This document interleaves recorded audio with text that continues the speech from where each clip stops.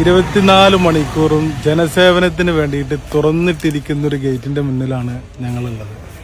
അപ്പൊ ഈ ഒരു മുറ്റത്തേക്ക് ഇങ്ങനെ നോക്കി അറിയാം, കണ്ട വണ്ടികൾ ഇങ്ങനെ കിടക്കുന്നത് കണ്ടാൽ തന്നെ അറിയാം. എപ്പോഴും എന്തെങ്കിലുമൊക്കെ ഏതെങ്കിലും പാവപ്പെട്ട കിഡ്നി രോഗികൾക്കോ അല്ലെങ്കിൽ എന്തെങ്കിലുമൊക്കെ ആവശ്യങ്ങൾക്ക് വേണ്ടി പാവപ്പെട്ട ആളുകളുടെ ഒരു ആശ്രയമാണ് ഈ ഒരു മുറ്റത്ത. അപ്പൊ ഇത് എവിടെയാണെന്നല്ലേ, നമ്മളെ നാസർ മാനുക്കാന്റെ വീട്ടില്. അപ്പൊ നമ്മള് മാനുക്കാനോട് എത്തി, നല്ല ഫുഡ് കഴിച്ച് ഇനി ഇവിടുന്ന് ഇങ്ങനെ വയനാട്ടിലേക്ക് നിൽക്കണം.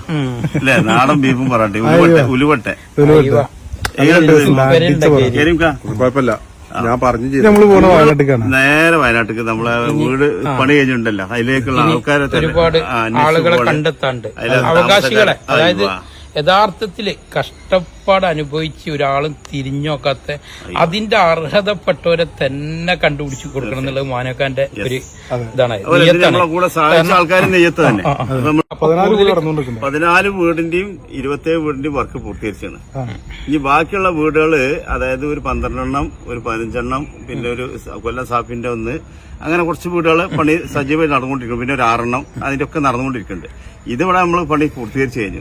ഇനി ഇതിലേക്കുള്ള ആൾക്കാരെ ഇപ്പോൾ തിരഞ്ഞെടുക്കുന്നുണ്ട്. ഇൻഷാ അല്ലാഹ്. അപ്പോ ഇതിന്റെ കൂടുതൽ വിശേഷങ്ങളും കാര്യങ്ങളൊക്കെ ആയിട്ട് വയനാട്ടിൽ വയനാട്ടിലെത്തിയിട്ട് കാണാം. എല്ലാവരും